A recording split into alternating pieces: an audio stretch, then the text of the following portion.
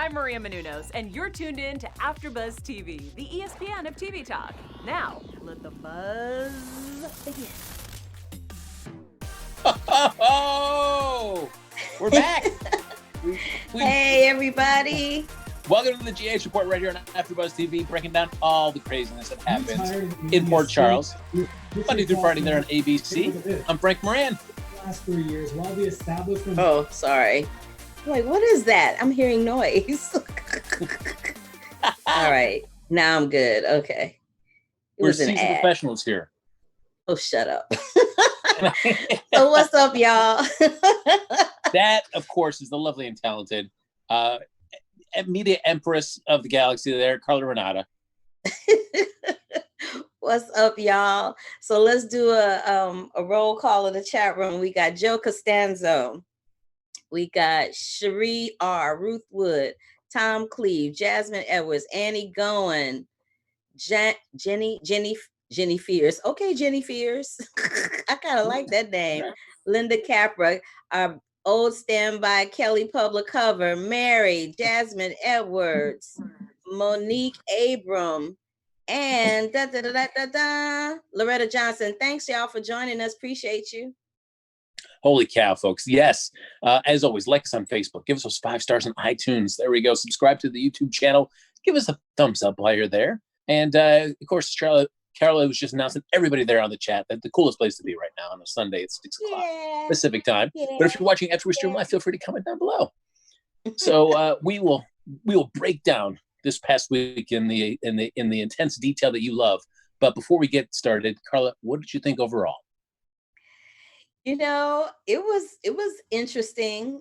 And what was more interesting is I know they were only able to tape so many episodes. So I'm wondering how many of these we'll be able to do before we run out. But my favorite part of the week was that whole Brooklyn Lulu showdown, baby. I was living for that. I live for a good cat fight. That gave me the, and I was kind of surprised at how Maxie asserted herself because she's a little passive aggressive, but she wasn't passive aggressive this week. Sip, sip. No, very, very true. I think reading it up, of course, Days has the most lead time because they were about 8 months ahead. But it came down to Bold and Beautiful, YNR, and GH. They're anywhere from 4 to 6 weeks ahead. So, so we got some time. Oh, good. We got a few weeks before we have to start sweating it. I know it's gonna be like, oh, what are we gonna do? I guess what we could try to do is, since people are sitting at home, hopefully they're not sick. Maybe now we can finally get Maurice Bernard on the show. It ain't like he got an excuse now. That's true. You ain't doing nothing else, Maurice. Unless he on a ventilator, he ain't got no excuse. Okay. That's true, guys. Yeah, yes. We get to know your soap folks, which is one-on-one. Right here, we got to know what their bedrooms look like. In. That's right. Have them call on in and join us, sister. I'm just saying. Well, you mentioned with Maxie, her asserting herself. We'll start with that. This has been building up for quite a while, but Maxie's increasing and growing dissatisfaction with her role at Crimson, and it finally reached a breaking point where she's like, "I got to go." Yeah, you're right. It has been building up for quite some time. And I think it kind of came to a head for her when Nina came back after the whole wedding thing, because she was kind of holding down the fort while Nina was off licking her wounds. And she thought for sure that Nina would give her a raise, give her a promotion, make her like an assistant editor or something along those lines. And when that didn't quite happen and she kind of kept her where she is, Maxie was a little salty, as she should be. Like, I would have been salty about that too. Like, that's something to be salty about. Now, don't you think? Well, true. I mean, what I did like is that at least while Nina has been oblivious to how much Maxie's been doing, or at least not consciously recognizing it, you said oblivious. I do like that it wasn't that she didn't play that the whole time. When Maxie came in and talked to her about it, which she probably should have done a long time ago. But at least Max was like, yes, all right, you deserve this. Let me get this for you. And it wasn't until she had the conversation with Jax, and Jax said, whoa. If you and I are doing this thing, I can't give you more money because it would seem like I'm showing favoritism towards you. Right. So right. do you feel that Nina should Nina have been totally transparent with Maxie and just say, the reason I can't do this is because Jax and I are in a relationship, and it could have the appearance of impropriety if we gave you more money? I think that Nina, because there was a scene where she discussed with Jax about not making her life more difficult than it already is. So I think she's kind of doing that passive aggressive dance that Maxie usually does. She's trying to have her cake and eat it too. You know, is troublesome and as annoying as Maxie can be sometimes. Maxie has been of great assistance to her and has supported Nina and had her back when nobody else did. And the same goes for Jax. So it's like she doesn't want to lose this new romantic interest over here because she kind of needs that right now. She needs somebody to just like hug her and hold her and tell her everything's going to be okay and not have, you know, evil intention baggage like Valentine does. But at the same time, you know, there's very few people in Port Charles that have her back other than like Lisa and Maxie and Sasha to a certain extent. So I think she's just trying to hedge her bets and play it safe. Eventually, though, she's going to have to tell Maxie the truth. I got a feeling Maxie's going to get an avalanche of embarrassing riches sometime soon between this little tidbit of info and the stuff that's lurking about Peter. It's about to be off and popping. Well, Carla, I will ask you, as in the role of an employee, if you were in Maxie's shoes and then your boss would you want to know from your boss that the reason you weren't getting a raise is that because they were dating the CEO of the company and it would be improper for them to get more money this time of year? You know, as an employee, when I've never applied for a raise. I just was one of those people that I would see the writing on the wall. You know, if I was doing all this work and there was no promotion in terms of more responsibility to show or to prove that I would deserve to get paid more money, or if there was nothing that was a forward moving situation for me, then I would just hedge my bets and start making a move elsewhere. You know what I mean? I mean, at the end of the day, there's always somebody somewhere that's going to value what you have to bring to the table. And if Nina isn't it probably is best for her to go, because her leaving will probably salvage the little bit of relationship they're going to have left when the stuff hits the fan. But me personally, I would just bounce and go someplace else where there's greener pastures. Like I would not spend that much energy spinning my wheels that way, which is interesting that you asked me that question, because my brother is in Washington, D.C., and he's faced with the dilemma of he's on a job where he is in management and he's been given more and more responsibility, and they give him more money, but they're not giving him the title that goes along with the money. You know what I mean? So he's kind of got the same title, and is making more cash, but not the title and the prestige that goes along with the paycheck. And he's very frustrated by that. And so he's like, well, what should I do? And I told him, you know, I would hedge my bets while I'm there, just do my thing and start applying for some new jobs, you know, and go somewhere where people are going to appreciate you. There's nothing more debilitating to someone's spirit and their soul to feel like they're not appreciated. And I feel like more than the money and the promotion for Maxie, it's the fact that she feels like what she's doing is not being appreciated, even though it's being verbally communicated to her. What you say and what you do are two different things. Well, certainly I'll ask you another question about that, because what Maxie does is that she decides to reach back into us, and that's happened in the past. That is when Lucy and Sasha are trying to set up the deception deal with Crimson. Lucy was really impressed with Maxie and said, hey, you know what? Here's my business card. You know, when you realize that, you know, you're worth and you want something, give me a call. Maxie does, right, thinking that she's going to get a job. And initially Lucy's like, no. So Maxie quits without really having a fallback position. But she tells Lucy, goes, that it was implied. By you giving me that business card, it was implied. Do you agree with Maxie? Yeah, because Lucy has been after her and Sasha for months, going, hey, come on over here, come on over here. You know, she's been after them for months. So you would think that now she's ready to step up to the plate. But then again, it's Lucy. Lucy is the queen of double talk. She never says what she means, ever. So that in itself should have gave Maxie her first clue that, you know, what she meant and what she said were two different things.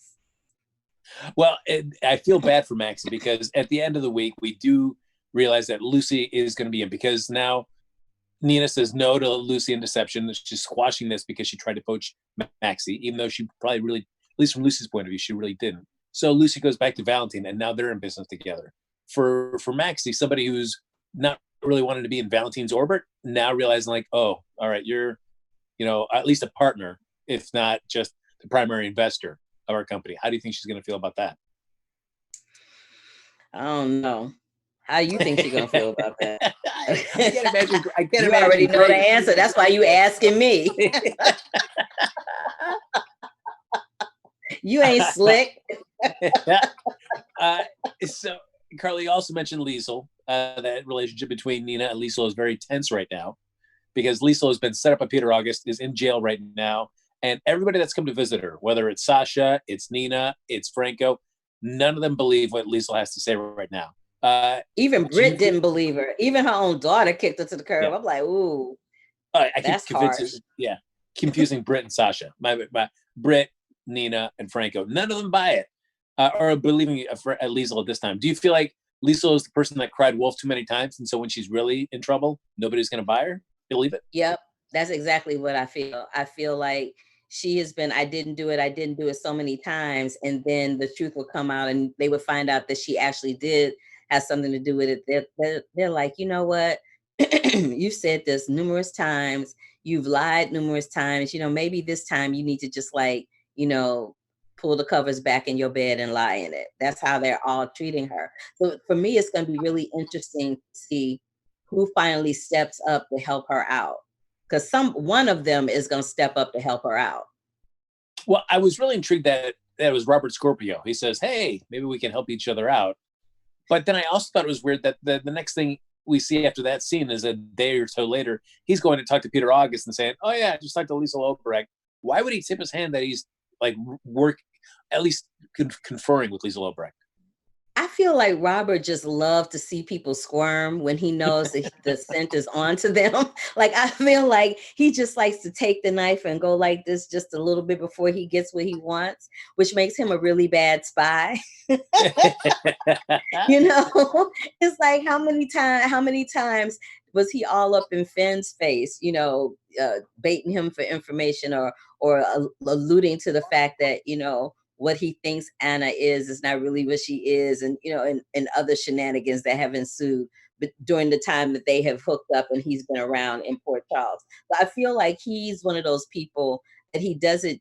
I think he does it to see how uncomfortable somebody is going to get, and based on the uncomfortability of that person, for some reason that leads him to believe whether or not he should pursue what his gut hunch is. I do love with Robert Scorpio that relationship between him and Finn, when he goes and talks to him at the hospital and says, hey, just keep an eye on Peter. It's not really spying, just keep an eye out. Oh wait, yeah. Violet's having a party. Am I invited to the birthday party? I know. I was like, everybody's all about this little party for Violet. I'm like, is it because she's the littlest kid in Port Charles? I'm not quite sure. Other than the baby, she's probably the youngest one. They're like, ooh, a birthday party cake, yay! I'm like, y'all need to calm down. You're doing too much. You're just doing too much. Doing too much. Somebody in the chat room is saying something interesting. Monique Abram is saying that she thinks, from the way Anna is acting, she thinks Anna might actually be Alex. Well, all right, let's talk about Anna for a second. She, of two characters on the show currently, one of them that I really just like the way that she's being written. This storyline is driving me crazy with her willfully being stupid to all the facts around her. Did you say willfully being stupid? Yes. She just refused. I mean, it is just driving me bonkers how she will twist all these little threads to make it, in her mind at least, seem that Peter's being the persecuted one. Because it's her son. I don't have children, but I would imagine if I had a kid, I would be like, I would probably protect my child to the ends of the earth, whether I knew they were wrong or not, because it's my kid. You know what I mean? It's that unconditional love kind of thing, I think, that kicks in. But But I think you yeah. can love your child, but I still think hold them accountable to things that they've done wrong. Some parents don't, though. Some parents will love their child to a fault. Some parents will love them and embrace them no matter what kind of wrong that they do, and never hold them accountable, because for some reason for them, that is them admitting that they didn't do as great of a job with that kid as they thought they did. And so there's a whole different kind of guilt that comes on to them. So to avoid from taking on that guilt, they just go in the complete opposite direction. You know what I mean? Well, and that's true. I mean, if we're talking about unusual parenting circumstances, the fact that she gave Peter up, raised by Faison, didn't meet him until later in life, is probably just implanted memories of motherhood because it's really Alex's son. Hmm. So I can understand why that could be affecting her judgment as well. But it is annoying that she will not listen to any sort of even a hint that Peter's not on the up and up. Because love, excuse me, love, that mama daddy, that mama son bond, and that love that she has is blinding her to the truth. But I think Monique probably has a point there, that she actually might be Alex, because she's at some point, at the Anna Devane that I've known to see on General Hospital usually gets to a point where she's like, you know what, you're right, I'm being unreasonable, or let me just look at my actions real quick. At some point, she goes there and says that. This version of Anna is like, nope, nope, nope, you're wrong. Everybody's wrong with her. Everybody's wrong with her. And she's taking Peter's word over all else. And that is kind of disconcerting. And it's like, oh, but do I really want to believe that? But then there's this other thing about well, then Jenny Fierce is saying, no, it's definitely not Alex. She says it's Anna. She knows Peter's guilty, but she's rationalizing his innocence with her giving. Yeah, that's what I'm saying. And then somebody else in the chat room is saying, is Valentine partnering with Lucy to sink Sasha, just like backing Nelle to get back at Michael? What do we think about that? That's a nice little premise. That I hadn't thought about, because certainly finding the revelation that Valentine's after Michael for what he did was great, and so yeah, it makes sense that that's why would want to be involved with deception to sting Sasha. I hadn't thought that extra step. That's a great thought and a great target, and I it hadn't makes either. sense. Yeah, that was like a really good one. And then wait a minute, Monique, the child, they typing so fast I can't even read it. Then Monique said, according to Peter, both Sam and Dr. O hired the hitman to botch the surgery and cause Drew's plane to go down. I don't know about that. What? I don't know. According to Peter, both Sam and Dr. O Yeah. hired the hitman to botch the surgery and cause Drew's plane to go down. Yeah. I'm like, really though? I can't. And then back on the subject of on the kids, Jenny Fierce said, I have 4 kids, and no matter what one of them might do, I'll always love them, but I'll make sure to let them know how I feel about what they did. Yeah, I mean, there's some people that will do that, but I don't think Miss Thing is one of them. I don't think Anna's one of them. And then child, they in here talking about Valentine is my boo. You need to find another version of boo boo. If Valentine is your boo, I'm just saying. He is as crooked as they come. You don't want to. I mean, well, but you know what you can't argue with about Valentine though is that his love can be genuine, even though everything else he does to maintain that love can be duplicitous as hell. But you can trust that he loves you. You can't trust anything he says to you, but you at least know he's faithful. Well, yeah, he is faithful. Look at how he was with Nina, like to a fault. He was like, yes, she was like, I don't like you, I don't want nothing to do with you. And to a fault, he was like, well, I don't care, I still love you. And we were like, but no, yeah, I'm gonna need you to step to the left. I'm like, I need you to get it, like Beyonce says, to the left, to the left. I'm like, I'm gonna need you to move it and get it moving. But I want to go back to talking about, actually, I want to talk about this. I want to talk about how Cam finally got to the place where he was gonna confess his undying love for Jocelyn and was thwarted. It's like, oh no. Well, I And mean, we get that, and then it leads to the really super awkward kiss between him and and Trina that's what out I on the want to back get patio. to. I was like, this poor baby, because let me have a sip real quick. Oh my The goodness! little and I was girl just that clearing my plays throat. Trina, Oh my goodness. the Yes. little girl that plays Trina is the daughter of a friend of mine who I did Lion King with. And this is her I mean, she's worked quite a bit as a kid, as a child actor, but this is like her really first big gig. And I'm pretty sure that was probably her first on-camera kiss. And I'm pretty sure that there was all kinds of anxiety attached to that. So I'm like, first of all, she kissing a boy. Second of all, she kissing a white boy. Third of all, she kissing a boy that she acting with every day. We don't know if she might have some feelings for him, if he might have some feelings for her. Like, we don't know what that working situation is like. Because I know as an actor, sometimes you work in such close confines that you become attracted to people that in any other circumstance of life, you wouldn't look twice at them. So it was like he went in for the kill. And she was like, she tensed up. She was like, she tensed up. Her eyes was rolling in the back of her head. I was like, oh, my poor baby. I felt so bad for her. Well, I mean, and part of it is also real life. People's first kisses, or second or third kisses, or at least first kiss with somebody, a new individual can be awkward. You hope that they're not, but they can be. So, I mean, again, it is true to life. You hope that they're not. So, I mean, it is true to life, but it's also, do I want to watch that on a soap? Oh, I've got enough cringeworthy kisses in my past. I don't need to see new ones. I cannot. Oh my God. that made me, I was like, oh, I could not wait to actually discuss that with you this week, because I was like, that was awkward as hell. And I feel bad. I felt bad that they were in that position. I'm like, ooh, no. And I just knew you would have more to say about it than that, because you're usually so cynical when it comes to stuff like that. I'm actually flabbergasted that you don't have anything else to say. Well, I mean, I can't, for all the reasons that you said, I can't sit there and criticize the actor that's playing Trina. I mean, she is who knows how many kissing scenes she's had as a young actress. So who am I to criticize that?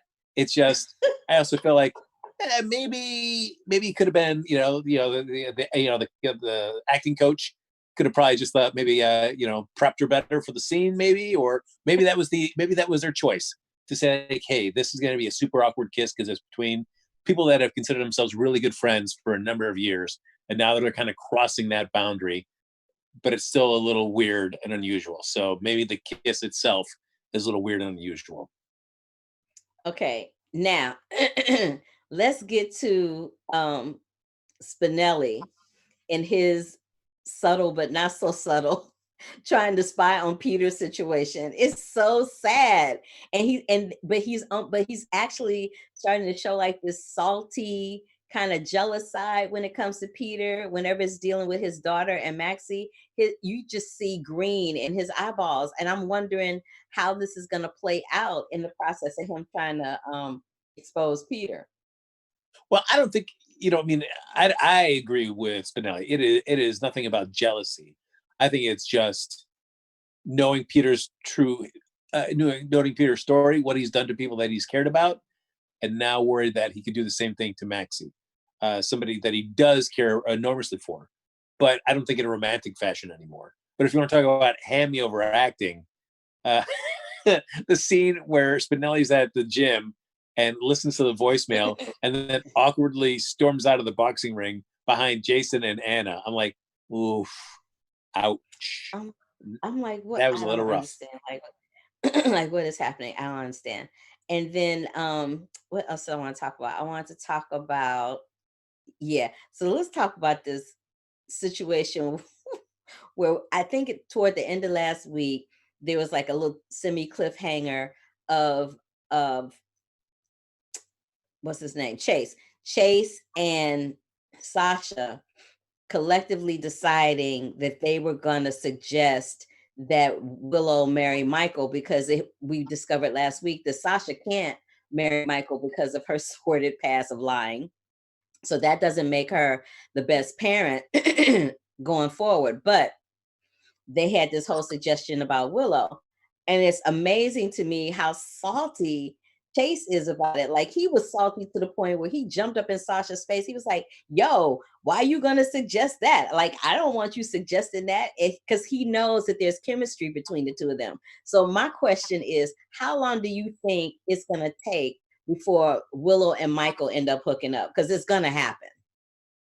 It's going to happen. But I also think Chases didn't bother me because I also feel like it is a realistic response of somebody in the real world. If you were hanging out with another couple and then they all of a sudden suggested, hey, why don't you marry him instead of me? Because then we could maintain custody of the child. Like, it is like a preposterous thing told you in real life. I mean, on a soap, you're willing to suspend disbelief because that's just part of the nature of the universe. All these really twists and turns, things you would never really encounter often, if ever, in real life. So I feel like Chase's was that real world response, going like, "Say what? What are you talking about? This is ridiculous." It was a real world. It was a real world. Remember back in the day, I forget who they were trying to fool, but I think Alexis married Jax. Yeah, Alexis married Jax. And then there was this other character that she married somebody else, and none of them were romantically involved, but they all married each other to try to hide some information. I'm like, we gonna go down that rabbit hole again, GH? Really? That's what we trying to do? I'm like, I'm not having it this time.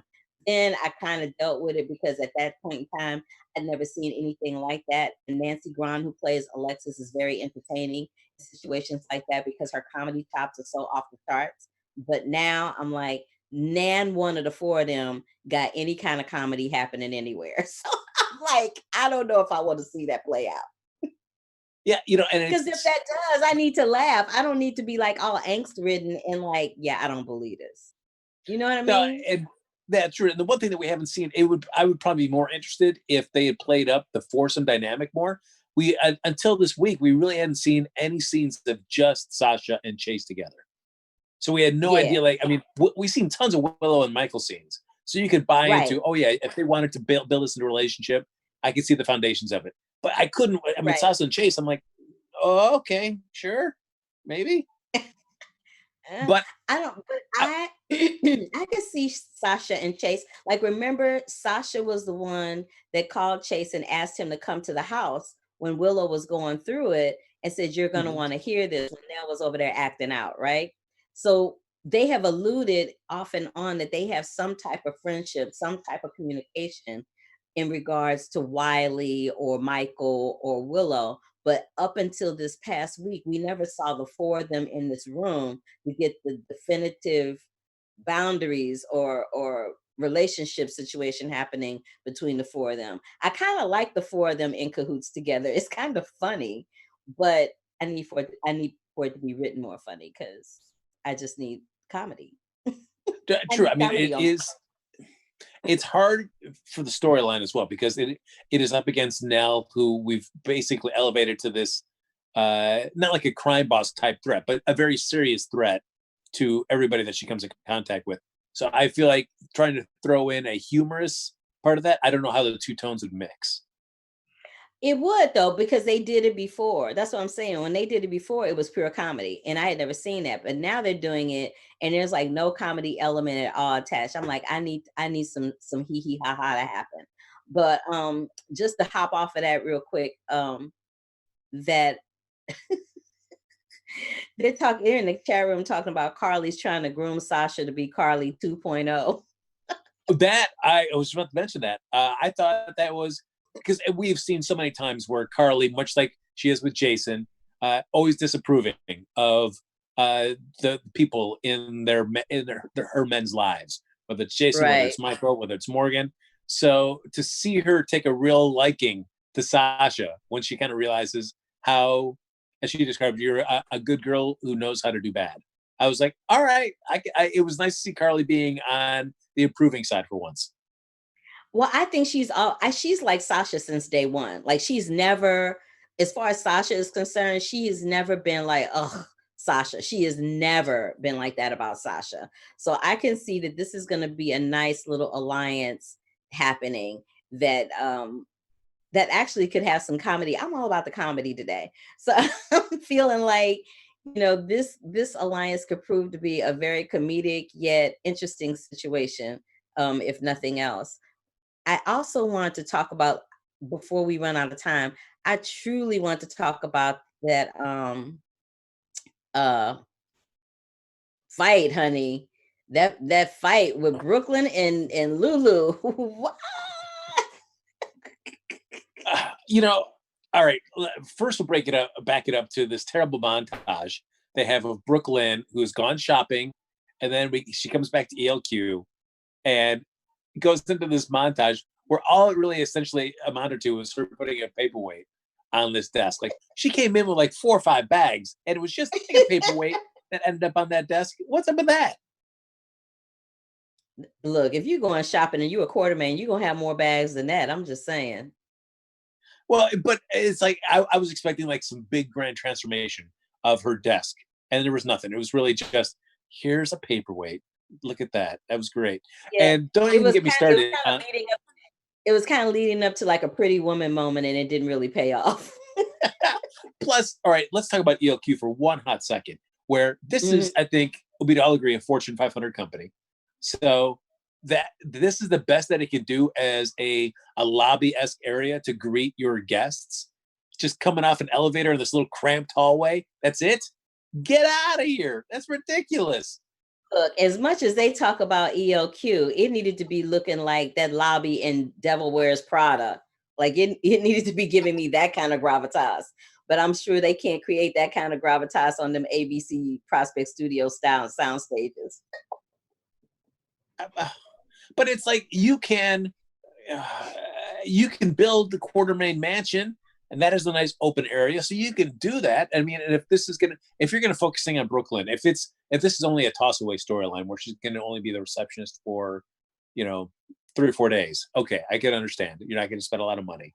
But if this is gonna be like, hey, we're gonna make a go of it for a few months, build a better lobby for ELQ. Come on now, because that was sad. That was sad. Yeah, I was like, it's like I don't know what's happening with them with the building situation. Like it's like when they renovated the Quartermain house, and we were like, oh, they got a renovation. When did that happen? Nobody talked about it. It's just like 1 minute they had one house, and the next minute they had another. And I'm like, well, what's going on? There's no renovation that happens that fast. That was a major restructural switch around on that house. And that is like months, if not at least half to a full year of work getting that all done. But nope, it was done like less than a month. Boom, we got it. I hate you so much right now. But you didn't. But back to the fight. To the fight. When hold up, let me grab my lines because there was some doozy. I love the zingers, baby. When Lulu said to Brooklyn, oh yeah, she's like, she said, I bet you miss busting the subway platforms for those nickels. I'm like, ooh, ouch. Well, and then when Brooklyn came back with like, must be really hard to have yet another broken heart and have somebody leave you, not for another woman, but for you don't even know what. I'm like, ooh, ouch. They went in hard. And when she threw that water on her, I was like, ooh, is she going to drop kick her? Is she going to hit her? Like, I needed to see some bristling. I needed to see some. Now, I mean, I know there is no love lost between Brooklyn and Lulu, but man, Lulu's actions did not, I was irritated watching Lulu go through, because it came off as just the pettiest thing. And her flimsy excuse, oh, but as a friend, no, but as a reporter, shouldn't I do this? And it's just like, you're not listening to Maxie at all saying, hey, why would you do this to a family that has done right by you as well? This is, give this girl a break. It was, I'm sure an accident on her end, but no, Lulu just was like, no, I gotta just get in on this. So I have zero sympathy for Lulu at all in this. Yeah, I had moments of some moments I felt bad for Lulu, other moments I felt bad for Brooklyn because they were verbally sparring. And I have to say, the writing in that situation was right on point because they went in and they went in hard. But I want to see, I don't know what's going on, why it keeps cutting off my head. I want to see where where at some point they actually have a moment where they can bond together for the greater good. And I don't know what that's going to be, but at some point, something's going to happen where they're going to have to get together for the greater good. And yeah, so I want to see how that plays out because, Well, the one, they have that one thing in common, Dustin. So, no, yeah, you're good old boy Dustin. What I did like though is that Valentine just happens to walk in at the right time to catch this whole fight, and his first response is first to smile really wide, then pull out the cell phone and start recording the whole thing. It's and can't. that Lulu's only response was, "You better delete that video." Like, he's not. He's not. You're in a contentious relationship about the custody of your child together. Why would you? Why would you even think? I mean, so I've got, she's probably going to lose at least full custody, if not more, of Charlotte for a while. So I'm like, I'm fine with that, Lulu. You need to get knocked down a peg or two on this. Yeah, yeah, she's doing a lot. But I do feel like they will, don't you think with okay, so how are you feeling about this manager like serendipitously popping in and out of Port Charles? Like I'm like either somebody gonna whoop his butt, kill him, get rid of him, they're gonna get rid of the contract. Like come, I need for that to be resolved. That's kind of getting on my nerves. I mean, I think it all depends on what Brooklyn does. I mean, because it's the whole thing is to get for Valentine to get her shares of ELQ, and I like that they didn't make it that easy. That I felt like it would have been very 80s of it if, as soon as the manager would have approached Brooklyn, I feel like in the 80s, just to like, we don't have to worry so much about like character integrity or real life reactions. We could have had Brooklyn say, "Yep, I will sell this out just to get this contract out of the way, and who cares about my family." But I like that they gave her a second, like, no. Let me actually try to help my family and support my family. So I'm not going to take this offer. And we'll see if I can make it work for 5 years. And I like that conversation that she had with Olivia, because Olivia was like, gave her options. Like instead of just, going in on her, she was like, you can make this decision or you can make that decision. But at the end of the day, it needs to be something that you can live with. And if it's something that you can live with, then that's where you should go. And I thought that was the one time that her and Olivia weren't like this. So that was kind of nice to see too. And the fact that, I mean, she did swing at Chase and hurt, possibly break his nose, at the very least hurt him in the face. But also I feel like Brooklyn could get off by saying that, I mean, Chase never, I don't know if he ever announced that he was PCBD, everybody stay where you are. I mean, I don't know if he did any formal thing. He just went up behind Brooklyn and grabbed her, and then she swung because she was like, "Get your hands off me," not knowing who it was. But she still got was a little contrived. Yeah, still, and the fact that Lulu skated away free and clear when that place, he came in when she was throwing a glass at Brooklyn. So I don't know why she got off the whole thing. Child, she always getting off for something. Last time was it her that went to jail? No, last time it was Brooklyn throwing something and going to jail and getting off. This time it's Lulu throwing something. Like, I'm gonna need y'all to hold these dolls accountable. Like, how are they just like getting away with shenanigans in public places, throwing stuff at people where there's innocent bystanders? I don't get it. Well, and I do love, I'm waiting for Olivia to find out about it. She was busy over at ELQ, but when she gets back, because she's already, I love that she is not a huge fan of Lulu, of over everything that's happened with Dante. I mean, she appreciates that, like, Lulu's the mother of her grandchild, but the way she was talking to Robert is like, yeah, some people have already forgotten about Dante, and just looking right at Lulu, she's saying that. Like, she's not Lulu. having Lulu at all. She's not having she's never been a fan of how Lulu handled the whole situation with Dante leaving. Like she felt like I feel like Olivia is a victim of, well, if I were you, I would have done. And so she's what is that? It's a ghost. There's a ghost in Carla's home.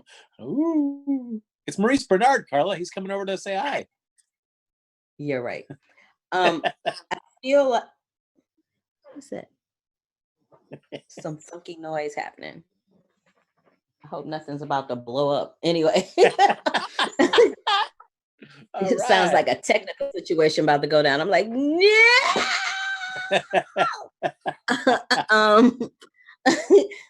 What I will say is, what was I saying? I forgot. I lost my train of thought. That noise got me off track. Oh, it's Olivia and Lulu and Dante. Oh, yeah. I feel like she's one of these people that she's real good for calling the kettle black. You know what I mean? She is one of those people that she expects people to do things the way she would do it. And she doesn't take into account that everybody has their own way of dealing with a crisis or dealing with somebody when they leave. Like she doesn't, or just handling any type of dramatic situation that comes their way. She automatically goes to that place of, if they don't do it the way she would do it, then that's a problem for her. She does it with Ned. She's done it with Sonny. She did it with Dante. And now she's doing it with Lulu. She's very judgmental in that respect. But, you know, to give Olivia props, I liked how she's really kind of blended in more with the Quartermains, because when everything went down and this merger that they were going to do was blown by both Brooklyn and by Lulu, you see Olivia right there handling all the PR stuff. She was right there with Ned, like figuring out how to solve this problem and taking care of business. I was like, all right, Olivia, you go.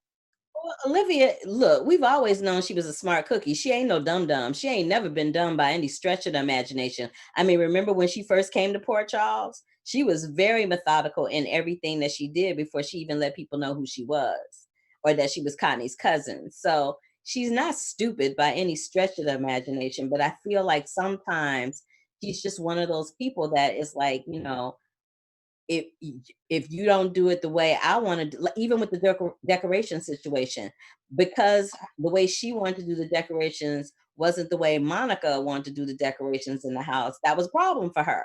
She can be very judgmental depending on who it is, and then she can be very soft with other people. It just kind of depends on the situation, like which side of the road she's on. Well, as we're getting ready, closer to wrap up the show, there's one other storyline we really haven't talked about. And it is the other character that is driving me absolutely bonkers on this show. And that is Jordan. Jordan, the way they're writing Jordan in the storyline irritates the heck out of me. The fact that she is also just refusing to share any information with at least Curtis bugs the heck out of me in this story. Yeah, they're having her being very angst ridden, and I feel like it's leading up to something, but it's taking a little too long to get there. I mean, it happened again with the everything that's going down with her kidney, and now it's happening with this, where she just is like, no, I refuse to have any help from anybody else. I have to take this all on by myself, and she can't. But she will never ask for help, and it all ends up blowing up in her face. And I feel like they're just doing it again. So I mean, I feel like they're setting this up for like a possible like Curtis and Jordan breakup, which is, I mean, I know you want to put couples through some stuff, but it took so long to get them together in the first place. I know. I would hate to see that happen. I would hate to see that happen.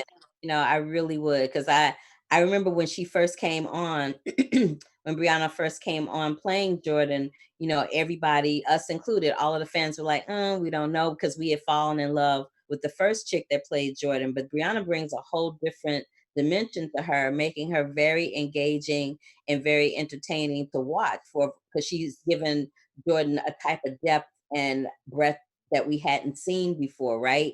And so we got used to her, and then we got used to her being with Curtis and the chemistry that was evolving between them. We were in for that. We were rooting for them. We were rooting for them to succeed as characters. We were rooting for them to succeed as actors playing opposite one another. And now that we kind of settled in and gotten used to it, they're kind of upsetting that status quo a little bit. And we're like, oh man, come on, really?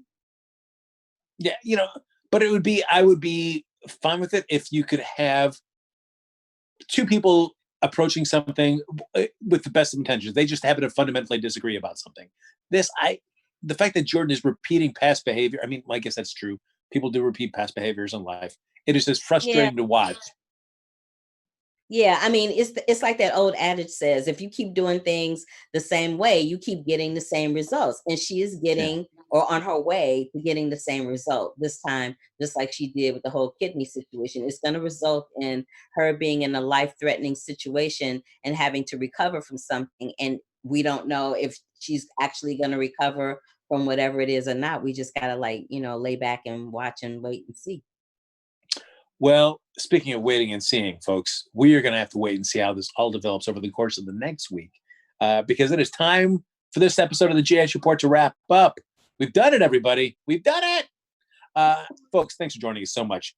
Before we go, like us on Facebook, give us those 5 stars on iTunes, subscribe to the YouTube channel. Thank you, everybody, for hopping in the chat. We really appreciate it, and appreciate your patience as we're doing this new form of covering these shows. It's great that we still have an opportunity to all get together to talk about shows that we all mutually love. So thanks for your patience and supporting us while we do this. Folks, if you want to stay in touch with either of us, Carla, where can they find you? I just want to say ditto and an addendum to what you said. These types of things are the types of things that are going to help us keep our sanity, knowing that we have something to look forward to that's fun, that we enjoy. So this is great that you guys have been very steadfast and joining us in the chat room and helping us engage in the conversation. We appreciate you. We love you. You can find me across all social media platforms at The Curvy Critic. The Curvy Critic with Carla Renata at Black Hollywood Live normally goes up at 5:15, but y'all know technology betrays me on the regular, so it'll be up in an hour. So if you get bored after this and you want to go over to Black Hollywood Live, you can catch The Curvy Critic with Carla Renata at that time, and I'll be in the chat room talking with you. That's for you, Marlon Wallace and Michael B. Marlon Wallace and Michael B, y'all always there, so y'all need to be there, okay? And you can catch reruns of Superstore on NBC on Thursdays at 8 p.m. Carla, are you saying that you look forward to doing the show with me every Sunday? Yes, Frank, now come on, why are you playing? But wait. You ain't had no technical difficulties today. You wasn't freezing up like Frosty. That's I'm true. like, hey. Folks, follow me on Twitter and Instagram at HappyGoJackie. That'll do it for this week, folks, but we'll be back next Sunday with an all-new episode of the GH Report right here on AfterBuzz TV. Have a good week, everybody. Our founder, Kevin Undergaro, and me, Maria Menounos, would like to thank you for tuning in to AfterBuzz TV. Remember, we're not just the first, we're the biggest in the world, and we're the only destination for all your favorite TV shows. Whatever you crave, we've got it. So go to AfterBuzzTV.com and check out our lineup. Buzz you later. The views expressed herein are those of the hosts only and do not necessarily reflect the views of AfterBuzz TV or its owners or principals.